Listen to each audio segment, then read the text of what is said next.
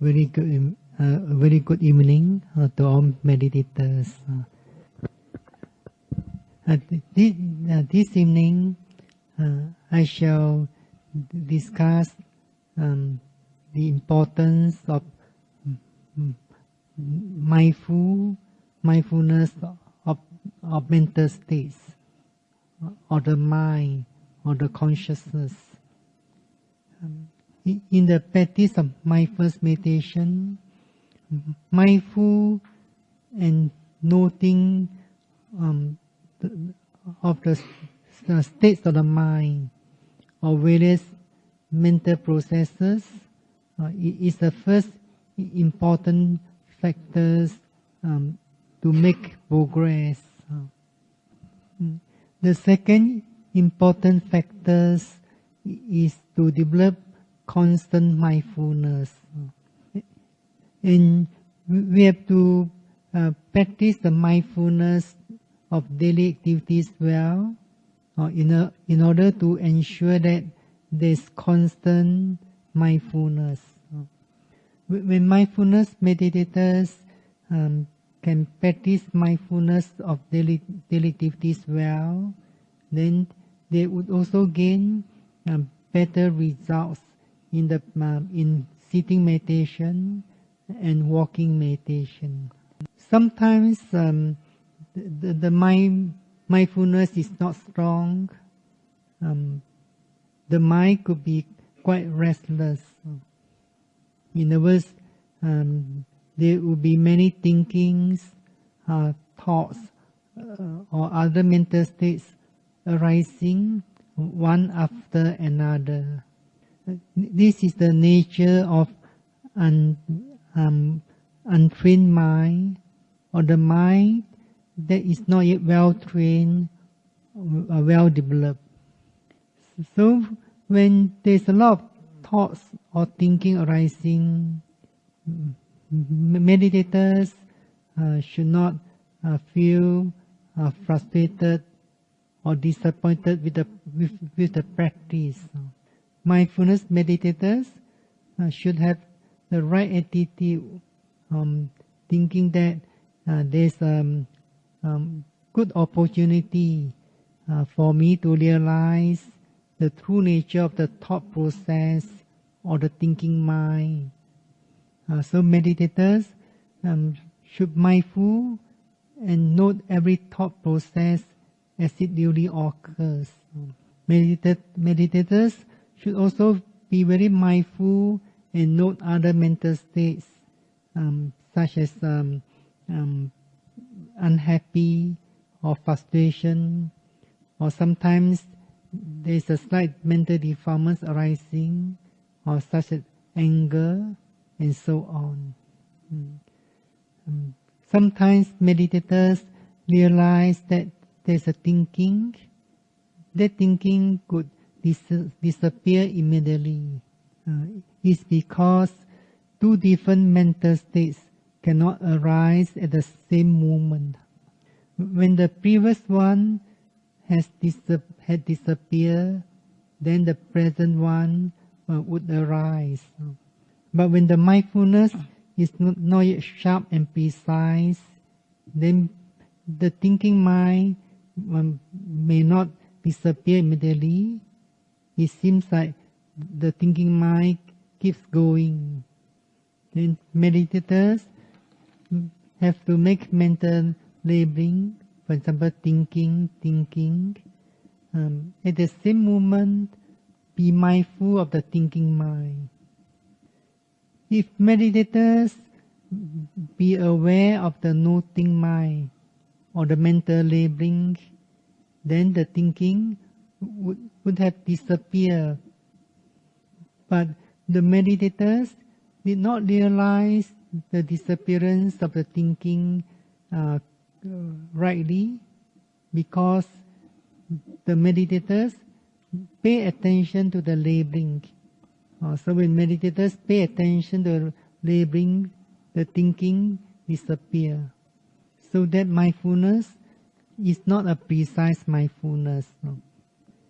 So meditators need to develop precise mindfulness in order to realize the disappearance of the thinking mind or any mental states. And when the mindfulness becoming sharper, meditators will be able to perceive the arising of the thinking mind or any mental states at that moment of arising. If the mindfulness getting sharper, meditators would realize or would be able to sense that the mind is about to think of something. If the meditators could mindful of it precisely, then that mental process also subject to passing away instantly. Here, meditators have to be careful that they do not suppress the mind. Or suppress the mind means they do not allow the thinking to arise. So suppressing the state of mind, or the mind is about to think of something, if meditators put an effort to suppress it, then this is not the way of mindfulness meditation. So meditators have to be mindful of that state of mind, or the mind is about to think of something as it duly occurs. So in other words, when meditators are mindful of any thoughts process, thinking mind, or any mental states, they should not have the idea to get rid of it or to cut off the thinking. Sometimes a thought process, for example, a memory causes another mental state to arising. For example, aversion or dislike. The meditators should be mindful of that aversion or dislike immediately. So meditators should train the mindfulness or to be mindfulness in order to be mindful of every mental state as it duly occurs. If meditators put forth enough effort to note every mental state, then the mental state would become less and less. Meditators also realize that every mental state has the nature of arising and passing away. Then mindfulness becoming sharper and concentration also becoming deeper. If meditators do not mindful of the mental state well, then they may have the idea that I'm thinking of something, or my past memory arising again. So actually, any mental state is a process of the mind. Is a natural process of the mind. So mindfulness meditators have to take every mental state as an object of Vipassana meditation. When the mindfulness is not sharp, meditators do realize or sense the contents, or it means the attention has gone to the contents of the thoughts. So meditators need to mindful and note continuously, thinking, until the thinking disappears by itself. So at the beginning of practice, meditators could perceive the state of mind well. The state of mind consists of two parts. One part is the mind or citta, The other is the cetasika.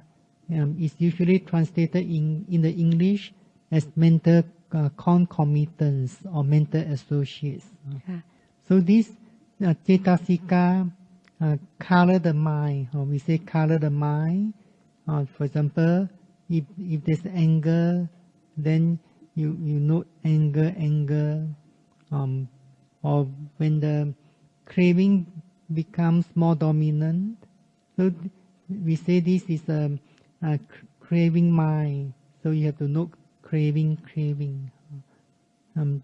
So meditators may not able to mindful of the mind or the consciousness at the beginning of practice precisely.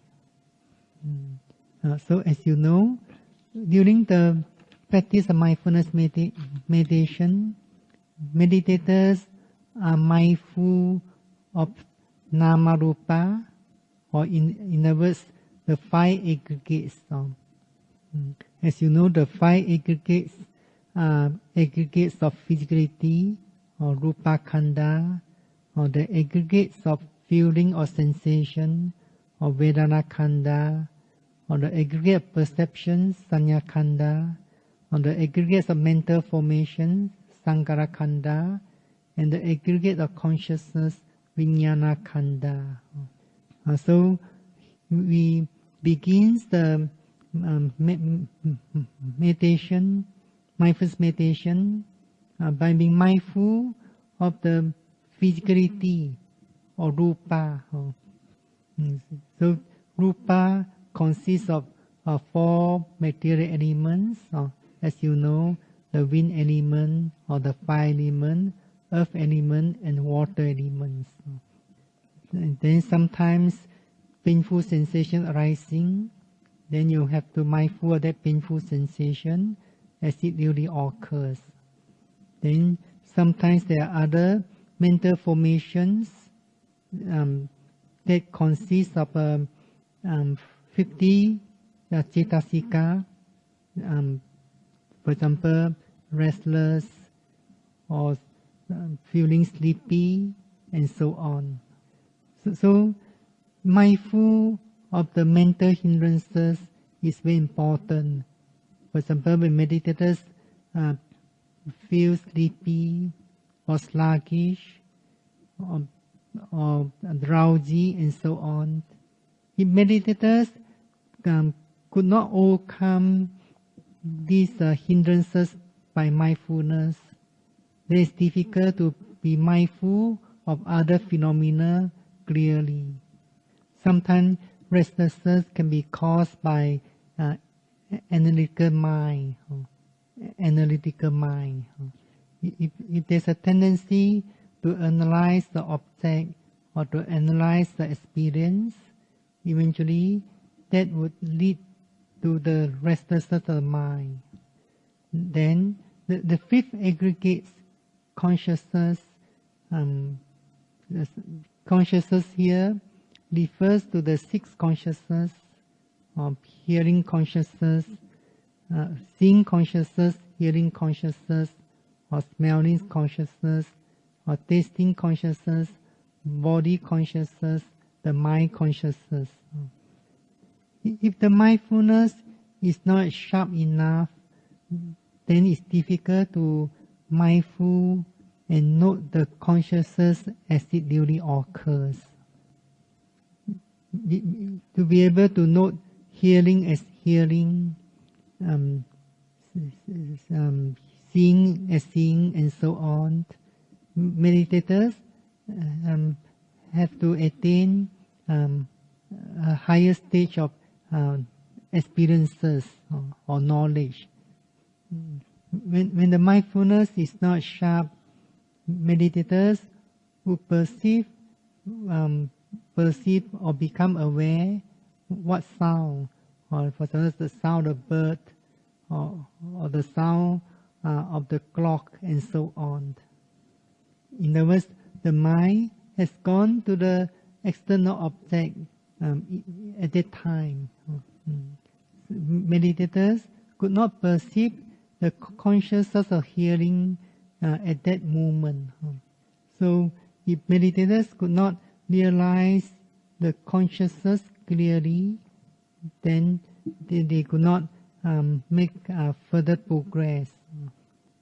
So if one could not realize the true nature of consciousness well, or the true nature of the mind well, wrong view still can arise. So in other words, one who does not understand the teaching well and does not have experience in Vipassana meditation may think that vijnana, consciousness, is like a self, a soul that is taught by other teachings. So some who do not understand the teaching well may have the idea or thinking that when a person had passed away, the consciousness or the mind will leave the body and transmigrates into another body. Sometimes some may think that the consciousness or the mind will be hanging around like a soul somewhere for 7 days or 49 days, then only take birth again in another body. So this is known as Antarabhava in Pali. So do you believe in Antarabhava? But as you know, whatever arising, it was subject to instant passing away. So because of passing away of one thing, then it can condition the arising of another thing. So during the time of the Buddha, there was a monk by the name of Sati. So Sati also had this wrong view or depraved view. So it is because of this view he accumulated a lot of demerits. So he was thinking that this is the Dharma taught by the Blessed One, the Buddha. So he was thinking that the same consciousness that runs and wanders through the round of rebirth, or not another. So he was thinking this is the teachings of the Buddha, or taught by the Buddha. So he was thinking that when a being or a person had passed away, then the aggregates of physicality, rupa khanda, or the aggregates of feeling, or vedana khanda, the aggregates of perception, sanya khanda, and the aggregates of mental formation, sankhara khanda, also cease. Cease means pass away, not pass away together with the death of a person or being. So he thought that the consciousness will not cease, but pass on, move on to next body or to next existence. According to the commentaries, because he had been studying about the past life of the Buddha as a bodhisattva. He was thinking that the past life of the Buddha as a bodhisattva, or such as Vesantara or Mahajanaka and so on. When bodhisattva passed away, the four aggregates also cease with the passing away, but the consciousness will move on to next life. So when other monks found that he had this wrong view and advise him not to have this wrong view. But he was very adamant.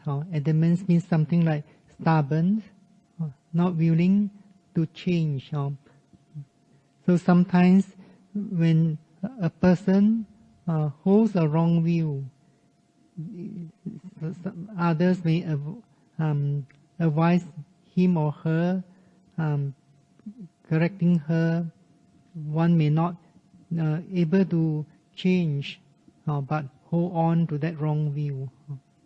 So similarly, Sati was not willing to let go of this wrong view. He hold on to it tightly. So other monks have to report the matters to the Buddha. So Buddha call him and ask him, what is that consciousness that you were talking or saying about it? So Sati answer, it is that which speaks and feels and experiences here and there the result of good and bad actions. In other words, he wrongly identified the consciousness as a self or soul, in other words, as an atta. So he had the wrong idea that the self is the agent of an actions, and this self also going to experience or feel the results of that actions. So this self may be taking birth here and there, but retain the same identity. So this self is permanent or not subject to change. So this is known as DT or wrong view. So do you think that there's a self that migrates or transmigrates from one existence to next existence? So if you believe that there's a self or soul, then some teachers say that you are outside the teachings of the Buddha. So if you have confidence in the teaching of Buddha, then you should develop the right view, that there's no permanent self, or no permanent entity, or there's no permanent soul.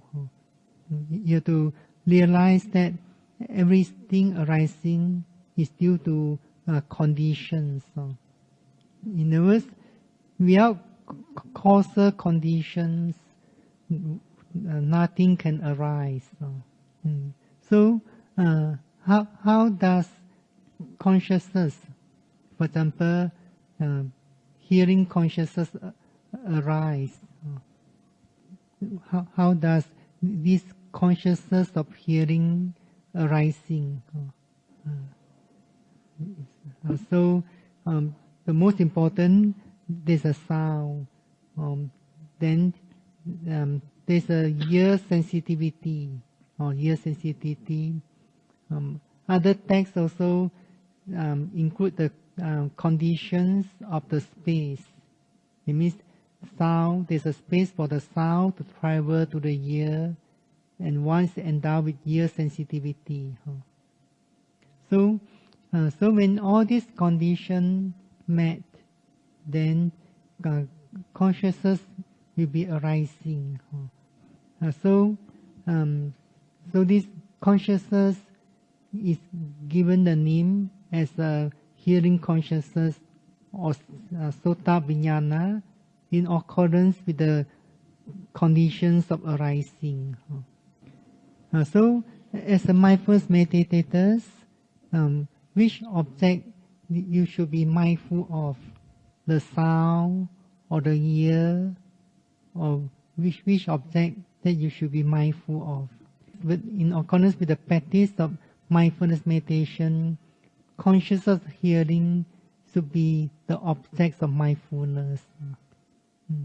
Because that consciousness is an internal object that you can perceive it directly, or in other words, you can know it through your direct experience. Sound or the noise is the external object, so we cannot take external object as the object of mindfulness meditation or as an object of Vipassana meditation. It's because we want to gain direct experience in order to realize the true nature of phenomena, for example, anicca, dukkha, anatta. In other words, what we're practicing here is direct Vipassana. So when meditators mindful of hearing precisely, that mindfulness of hearing also includes the sound or the noise. So if meditators mindfulness is very sharp, then they would realize hearing as hearing. You may heard about a famous sutta given by the Buddha to Venerable Bahiya, where the Buddha give the teachings to Venerable Bahiya, or be mindful, be aware of seeing as he seeing, or hearing as hearing, and so on. But if the mindfulness and concentration are not yet strong enough, and meditators have not yet gained enough experience, it's difficult to mindful of hearing as hearing, seeing as seeing. But when meditators could realize the specific characteristics and the common characteristics of the mental and physical phenomena better and better, then they may be able to mindful and note the consciousness of hearing, conscious seeing, conscious smelling, and so on, very precisely. So when meditators realize these two characteristics very well, at the times the mindfulness always realizing the Paramatha Satya clearly, or the Paramatha Satya clearly. So in other words, mindfulness meditators are no longer perceiving the form or the shape. Meditators only seeing the sabhava lakkhana clearly. And meditators seeing the dissolutions of the phenomena very clearly. So the dissolution of phenomena means meditators, for example, realizing the dissolutions of the movements as movements. So, for example, sometimes meditators perceive there's a movements, there's only movements there. Then it seems like that movements is dissolving, and then disappear. In other words, that movements will not continue to the next process. When the meditators mindfulness is not strong, meditators may perceive the process movements, for example, lifting. Meditators realize there's a process of lifting movements. Then, if the mindfulness is getting sharper and the concentration also getting deeper, meditators may begin to see more and more processes of lifting movements. For example, meditators realize there's a process of lifting movements, then as if continue do another process, lifting movements. Then there's another continuations of another process of lifting movements. But when the mindfulness is very sharp, when meditators perceive there's a process of lifting, seems like that movements like dissolving at the same at the place where it arises. Then after dissolving of that process, lifting process, then only appear another lifting process. That lifting process also seems like dissolving away, like become blur, then there's no more. So in other words, meditators realize the dissolutions of that movement. So meditators realize that the movements which is an object of mindfulness meditation, that object is arising and passing away at the very same place. That object would not move to another process or to another place. But when the mindfulness is not strong, meditators may think the object could be moving from one place to another place. So one of the examples is the pain.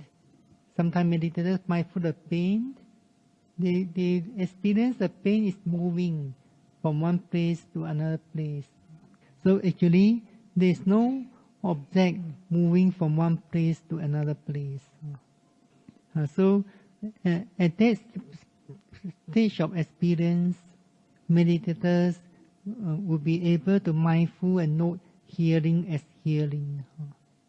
Sometimes you may also experience, you may have this experience for a short time, or when the mindfulness and concentration are very strong. But when meditators begins to think of the experience, when meditators begin to think of the experience, or becomes curious about the experience, then the mindfulness will drop or decline or decrease. So in that way, that good experience also will be gone. In other words, will not be able to sustain it. So in other words, the experience of meditations also could be fluctuating. Or fluctuating means going up, then suddenly go down, and so on. But if meditators could sustain the experience, then when the experience lasts longer, then they would they would progress to higher and higher stage of experiences. So when meditators note hearing consciousness very precisely, then what will happen to that hearing consciousness? So what happened to that hearing consciousness? So it will disappear immediately. So when that consciousness had disappeared, do you think that consciousness will arise again when there's a condition? You think that consciousness will arise again when there's a condition? Then you have not yet realized impermanent thoroughly. So it's not so easy to see the three characteristics thoroughly. So when that sota vijnana consciousness, before the arising of this sota vijnana, hearing consciousness, where was this consciousness? Where was this consciousness? Does it appear somewhere, or where was this consciousness? Actually, it doesn't exist before it appears. Then why does it appear? Why does it arise? Because of the conditions. So everything arising to the conditions. So in this sutta or discourse, the Buddha explains about these six consciousness. So when that hearing consciousness had disappeared, if in the next moment the smell comes into contact with the nose, then what will be arising? The smelling consciousness. So it is smelling consciousness. Is the previous conscious was the previous consciousness, or is another consciousness? Is another new consciousness? So in other words, the Buddha explained that even between the consciousness from one sense door to another sense door, there is no transmigrations of consciousness from one sense door to another sense door. So can we say that there's a consciousness transmigrates from one existence to next existence? So that's why we say that the teachings of transmigrations or reincarnation is not the teachings of the Buddha. What the Buddha taught about rebirth is different from transmigrations or reincarnations. So the sutta also explained with a simile. Just as fire is reckoned by the particular condition, depending on which it burns, then the fire is named in accordance with that condition. So just like when the fire burns dependent on the grass, then it's reckoned as grass fire. If the fire burns dependent on wood, then it's reckoned as a wood fire, and so on. So similarly, the consciousness is reckoned or giving the name in accordance with the conditions. So this name is a concept of paññatti. So concept of paññatti gives the impression everlasting, or when the thing had disappeared, it may appear again. So at the beginning of the practice, meditators could not go beyond the concept of paññatti immediately. But when the mindfulness and concentration are getting better, then the mindfulness will incline towards the ultimate reality. So at the time, the mindfulness is not interested in the concept, but would experience the Paramattha Satya, or the Paramattha Dhamma. So at the beginning of practice, you perceive or becoming aware that the body is moving, then you could be mindful and note the movements. So in other words, the body move first, then you can be mindful and know it. You sense that the abdomen is moving, then you can mindful and know it. But when the mindfulness is getting more and more attentive and precise, then the mindfulness would experience the movements clearer and clearer. At the beginning of practice, meditators may not able to mindful and note right at the beginning of the process. They may mindful and know it a bit late, or the movements have been going for a short distance, then they realize there's movements. But with constant effort, then they may be able to note the movements right at the beginning. So meditators perceive there's a process movements, a process movements after another process, and so on. Then when the mindfulness is getting sharper, meditators could be perceiving the arising of the intention as a natural process.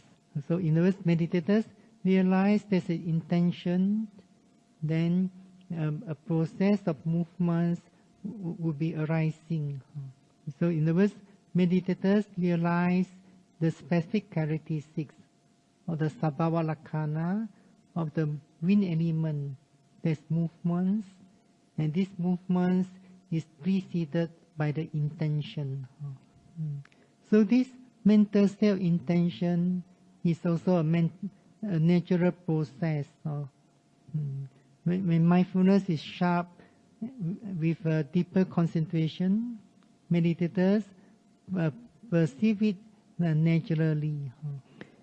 If meditators could not perceive the intention clearly, then it's better not to make any mental labeling. For example, sometimes meditators could not perceive the intention, yet they make a mental labeling, intending, or sometimes they label 2-3 times, intending, note lifting, and so on. If meditators did not perceive the mental state of intention, yet they make labeling, it's not so good in the practice. So eventually, that mental labeling becomes habitual. The meditators take that habitual labeling as an intention.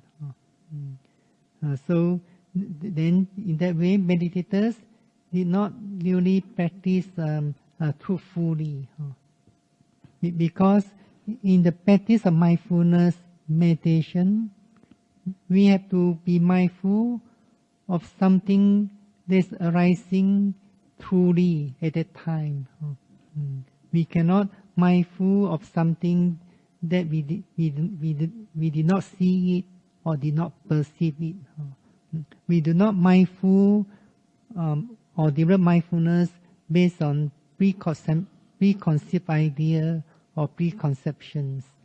For example, we all understand that all movements are preceded by intention, but during the actual practice, if we could not perceive the intention, then we cannot be mindful and label intending. Similarly, sometimes you may think that this feeling of like or dislike, you may have this feeling of like or dislike, but most important is not based on your past experience or your preconceptions.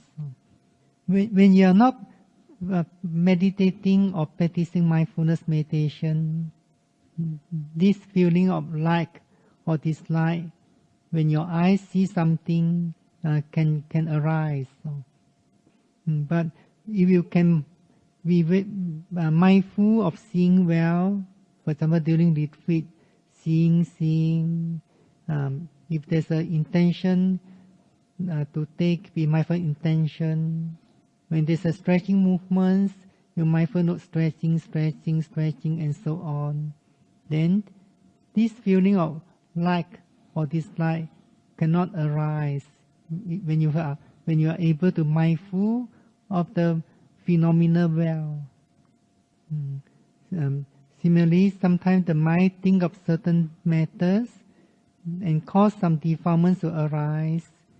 When you're able to mindful note thinking well, then the defilements would not arise anymore.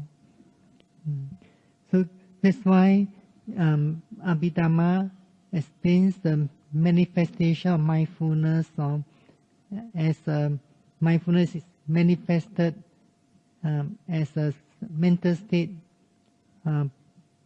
protecting the mind,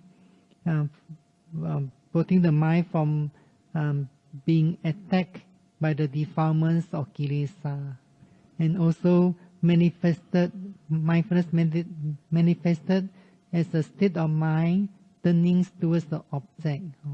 So in other words, meditators have to face with the object instead of directing the mindfulness or attention to somewhere else. So during the practice of mindfulness meditation, sometimes meditators experience a lot of mental states. They should be patient with all these mental states.